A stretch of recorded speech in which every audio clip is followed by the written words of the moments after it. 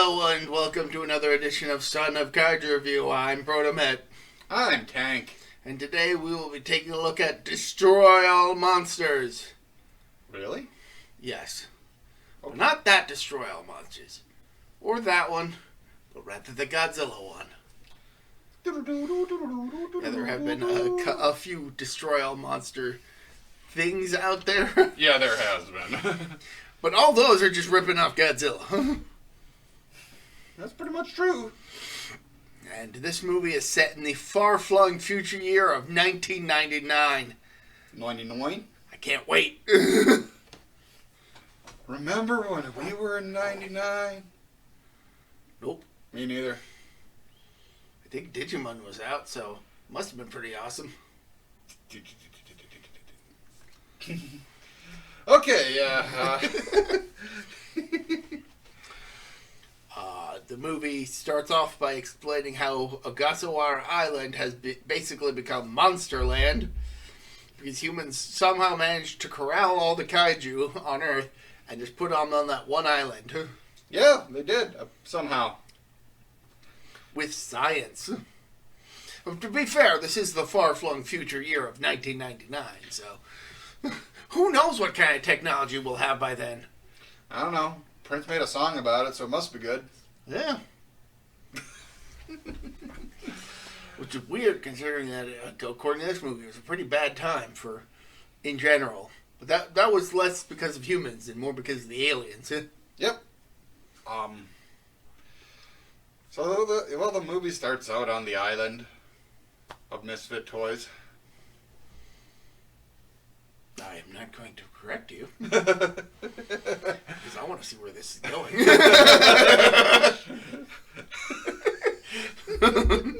I really didn't have anything after that.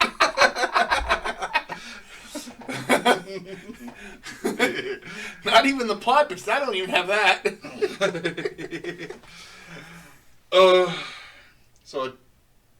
So a toy version of Mothra is crawling to the beach, but then all of a sudden some red smoke or gas maybe. Like I said, science keeps the monsters on the island. Yes, and apparently Rodan can fly, but not too far. Nope. Or too high. Dang old bird, just dang old flying really low, man. Dang old man. But he is allowed to eat dolphins by plucking them from the sea with his beak. Even though we know Rodan has talons. Yeah, admittedly, the effect of him diving into the dive bombing right into the water and just it's like pretty damn fake. Realistically, he would probably have just grabbed it up in his talons or extended his neck down to grab it. But no, he practically dives bombs into the ocean and then is miraculously able to fly still. Yep. He looks dry. The effects work on this movie is not the best. No. I would argue even for the time. No. I might be wrong, though. Fight me over it. Don't fight him. You'll win. I will fold easily. Yeah. I will fold easier than a chair. Oh. Oh. So, Also, the fact that they keep Godzilla on the island and don't let him go very far into the ocean is kind of cruel because he's a literal sea monster. Yeah. That's where he lived for his first few movies. The scene where Godzilla gets his feet into the water and then the gas or science smoke or whatever. A force field, I think. Yeah, just he kind of turns around in a huff. Yeah, it's like, damn it. I just want to go swimming. I just want to go swimming. I wanted to breathe the water. Come on. Jerks. That's what my dad did when he was alive, but then you killed him. With using oxygen. You jerk. Manila is also here. As well as a bunch of other Toho kaiju. You got Varan, you got Gorosaurus, who had previously only been in King Kong Escapes. Yep. Then we also had Mothra, like we said. Rodan. Baragon. Nanda. Yep. They actually, I think they found a costume for Baragon that actually. Nope. That was just a puppet. Yeah, no, but despite the fact that Baragon is in this movie, he barely does anything, because by this point the suit had been so heavily deteriorated from being used for a bunch of monsters in the Ultra series that by the time Toho got it back for this movie, that's like, Jesus. we can't do anything. You can't fix this mess. There were even rumors that a scene later in the movie was originally intended for him.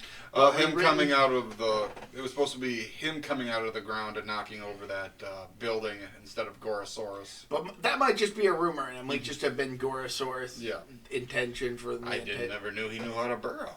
But I know he knows how to do drop kicks. Yeah, I mean, once a dinosaur can do that, it's like, fuck it. I don't know. Bite. You can bite. But then, anyway, something happens. The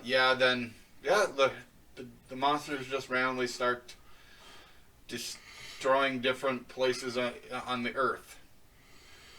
I know that an exploratory team from the moon arrived back on Earth, and they go to Monster Island to try and figure out what's going on and discover that all the people that had been working on the island have been taken over by the Keloks. The Keloks. An aliens. An alien race that wear silvery, glittery robes. Yep. They're just aliens that I'm guessing they took over people's bodies, or they're just humanoid-looking aliens. I have no clue. They utilize these silver orbs hidden in objects, hidden around the Earth, to control the monsters to attack different high-profile locations. Like, I want to say New York. I know Paris was attacked. Yeah. That's the one where Gorosaurus digs up under the Arc de Triomphe. Mm-hmm. Amanda destroys some stuff. Larva Mothra is a threat. Mm-hmm. It's just chaos all over. And to be completely honest, the monster scenes are fine. I like the monster scenes. With the humans and alien scenes are kind of bland. Yeah, fun fact, the very first time I watched this movie, it became the inaugural entry in my Protomet Go to Sleep series. Well, when you told me this, you found it on TV. No, we had rented it from a movie rental place on our way to go camping, and we watched it one night, and I just fell asleep while we were watching it. It was pretty late, so I'm gonna give the movie the benefit of the doubt of being like, yeah, no, it's pretty late, so that's probably why I slept through it the first time. When we watched for the watch through before the podcast of Gamera versus Ziggurat? No. Maybe it was Jagger. Yeah, he fell asleep right in his chair, just like snoring and everything, and it's just like. But I managed to stay awake while watching Destroy All Monsters. Well, we started discussing things that was more interesting than this movie. But which isn't to say this movie is bad. No. It's just, we don't feel that the human character acted portions are all that interesting. Even though we've seen some of these actors and actresses in different Toho media. I'm sure we have. I'm pretty sure the guy playing the lead hero was just the reporter from Son of Godzilla. Yeah. So like, I immediately recognized him. I was like, hey. Of course, I've seen that movie a bunch of times because it helped me fall asleep. Then maybe there's a trend. Well, maybe. I don't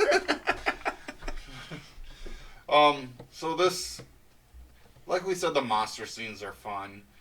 The human scenes can be a little dull.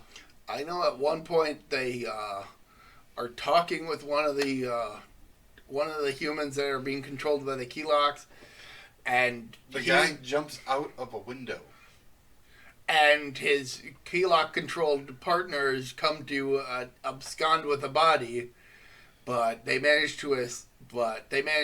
The humans manage to recover the body and fight off the Keylok-controlled humans, and they find this metal orb inside of the guy during the autopsy. Mm-hmm. The doctor's like, was he hard of hearing? Did he have a hearing aid? Is this a hearing aid? Because it was implanted right by the ear. Yeah. And even a close examination is like, we're not entirely sure what this is other than that it's a metal. Yeah. Then some random, like, rock-picking guy just finds a rock. That makes a weird noise when he puts it with the other rocks, so he takes it to a local cop. He's like, now, at this point, scientists are searching the mountain areas for the radio signals that they've been picking up. So pretty much in this small little scene, it just made me slightly chuckle. He's like, "You're not going to help me?" He's like, "No." It's a rock. I'm a police officer. This is a weird-sounding rock. What am I supposed to do? And then they see their spaceship. The rocket, not their spaceship. No, it's a spaceship. Well, yeah, no. Initially, they think it's Japan, but no, it's like the moon rocket. Yeah. That's just flying around. I think we were talking about the UFO. Well, that does show up, too. Not in this scene, but... It gets confusing. Like, from a distance, you think that they're just mistaking the UFO for Rodan, but no, it's the moon ship. Moon shuttle. Yeah, so this they're looking for the radio waves coming from rocks, and then they kind of have a press meeting thing of a scientist. It's like, here are all the demon cores we found, because a lot of these just look like the demon core. Demon core. Just metal orbs inside of other things with lids. Yep. I was like, I don't know if that was an intentional thing or if that was just pure coincidence. It could have been just pure coincidence.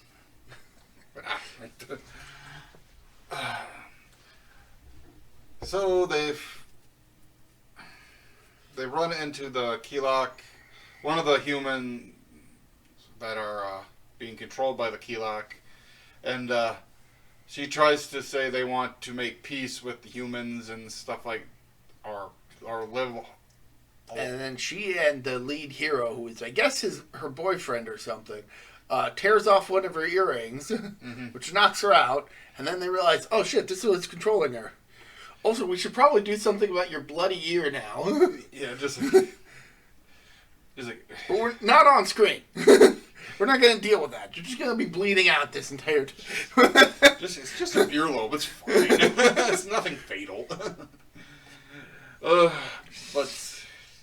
she gets back to her senses and is not able to really provide them with much information about where the Keyloks are hiding because her memory is super foggy at this point. She's just like, why am I here? What's going on? Then she looks at her hand and sees that she's all bloody, and then she kind of just cries into her boyfriend's arms. I can't remember what's going on. I'm bleeding. I'm paraphrasing, of course. Well, it's better than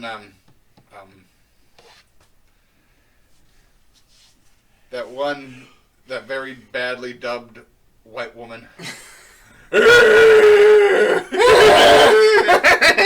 X-amount of space.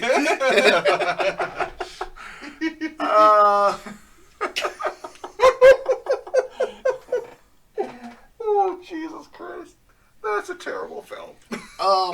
I know at some point the human guys from the moon, because they keep wearing their moon spacesuits for like a good chunk of the movie. Just yellow and white. They're banana people from the Banana Republic. They managed to find one of the hideouts of the Keyloks and bust open a thing, letting a lot of cold air in, which kills the Keyloks, which are basically like silver snails. Yeah. decent effects on these snails. I want to call them snails because they kind of when they die they retreat into rocks. Sure, we can call them snails. Why not? They retreat into their rock shells. Mm-hmm. And then they somehow, I can't remember how they get control or how the monsters get made back to normal.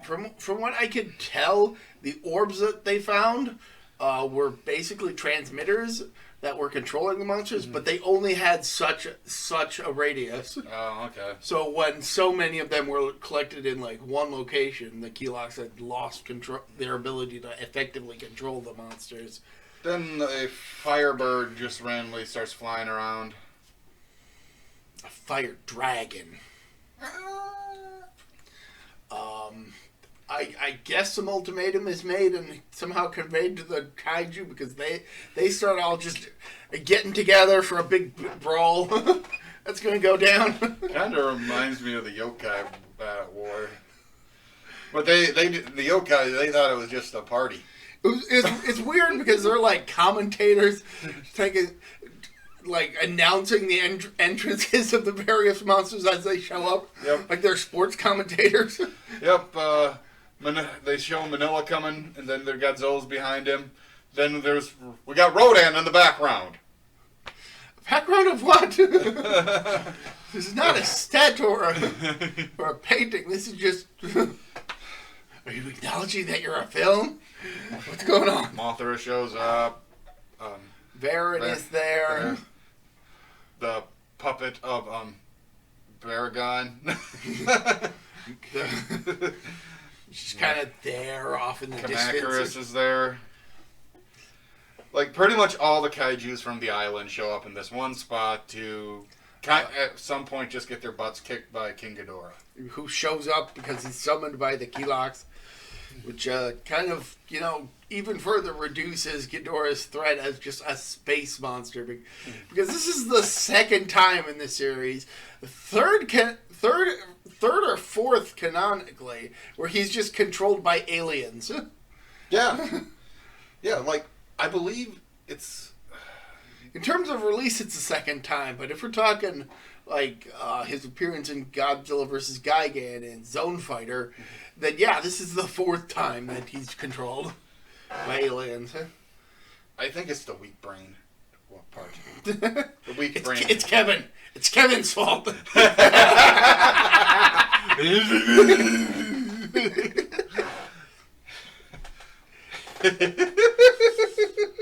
But so yeah, the Kaijus fight King Ghidorah and win. Yep.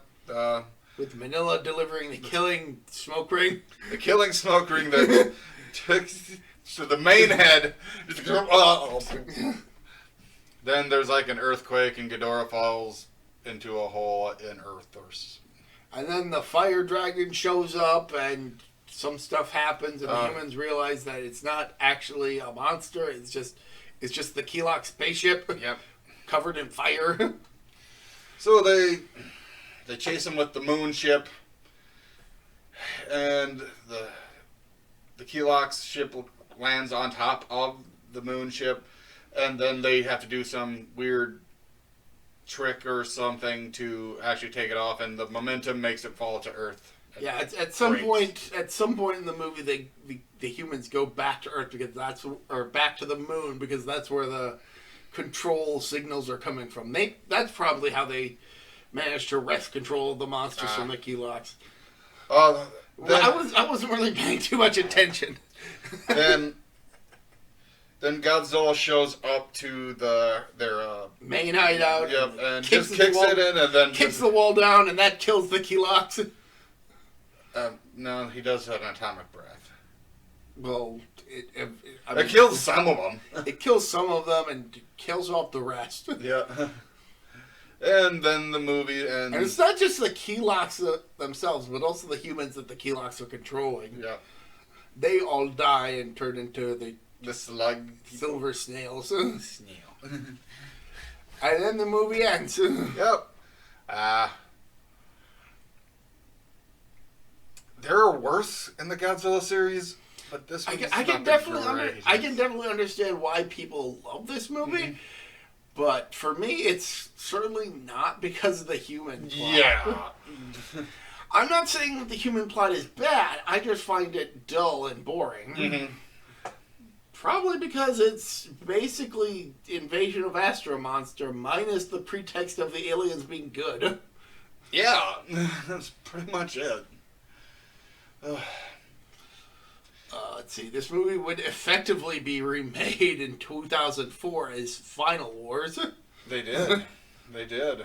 Like, and that one's good. But they can't control Godzilla. They can control every other monster.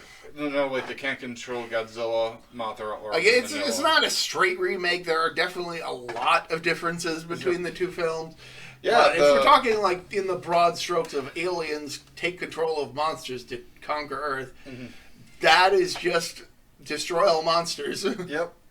And in Final Wars, when it comes to Godzilla's or allies, he just knocks them out. The rest he kind of just kills. I mean, at least for Final Wars, they leaned into how ridiculous the whole thing is. Oh yeah, it's like it's Godzilla meets Matrix. Yeah. In the best way possible, too. Yeah. Just the acrobatic type fighting. That's them. No plugging into anything. But we're here to talk about Destroy All Monsters, and this... It's okay. It's okay. I've seen worse Godzilla movies. And Godzilla. And the kaiju action is incredibly serviceable, incredibly memorable. It's just the human-driven stuff is just kind of yawn. Well, now Godzilla's Revenge.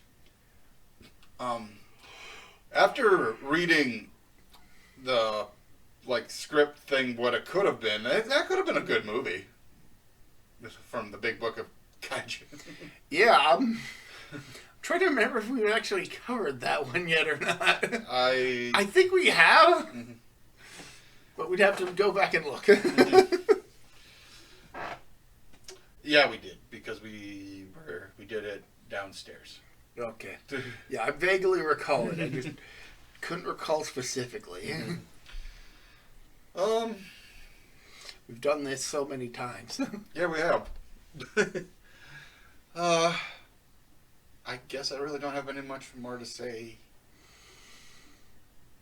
I mean, if they were trying to get Godzilla to go out with a bang, they certainly put in a solid attempt. Yeah. But it's not like Godzilla stopped being a thing at this point. No. The franchise kept going. Then it took a break for a few years, and I mean, even just within the Showa period itself, this was far from the last movie. I want to say we had 5 or 6 other movies that came out after this. Well, there was the Godzilla versus Mechagodzilla ones. Well, no, if I remember correctly, after this there was All Monsters Attack, aka Godzilla's Revenge. We got Godzilla versus Hedorah, Godzilla versus Gigan, Godzilla versus Megalon, Godzilla versus Mechagodzilla, and Terror of Mechagodzilla. That's all still in the Showa? Yeah. Wow. And that's not counting Zone Fighter, which was a TV series.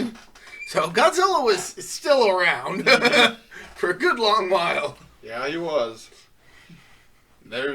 I remember back in the day going to Best Buys and just seeing that big box that I couldn't afford at that age of just almost all the Godzilla movies.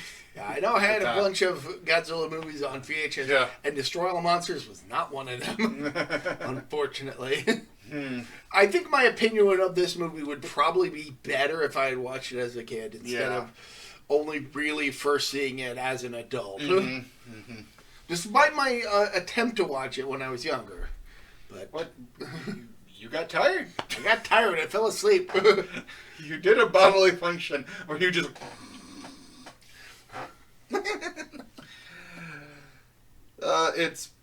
There's better movies than this one, and then there's worse movies than this one. That's just the way it goes. They beat the crap out of King Ghidorah. Oh, Like, mhm. a really big threat of kaiju, but he can't. Well,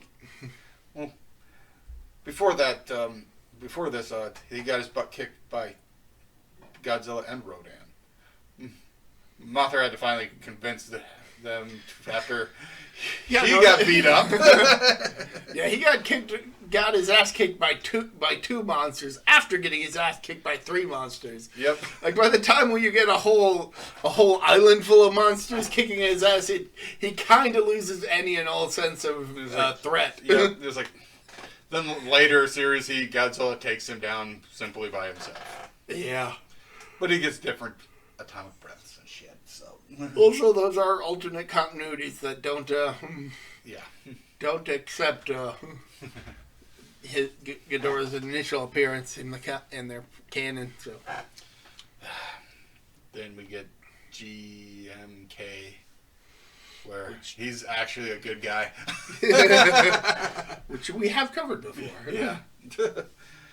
Now that's a bad movie. Arguably. I mean, I know a lot of people really like that movie, and I can understand why. I just don't. I hate that. I hate the Godzilla suit. I hate it. I don't know why. I'm just not a fan of the film in general, Mm-hmm. though I can understand why people do like it. Yeah. It's purely a personal preference. Mm-hmm. And this is the case with Destroy All Monsters. It's not one of my favorite Godzilla movies, but that's purely down to personal preference. Yeah, same here. If you like the movie, good, great. Yeah. It deserves love. I just can't give it that. It's like eh. I don't know. I got nothing else, so Okay. I'm falling asleep here already. Yep. See? He's talking about this movie, making him tired. Oh no! Bye. Bye.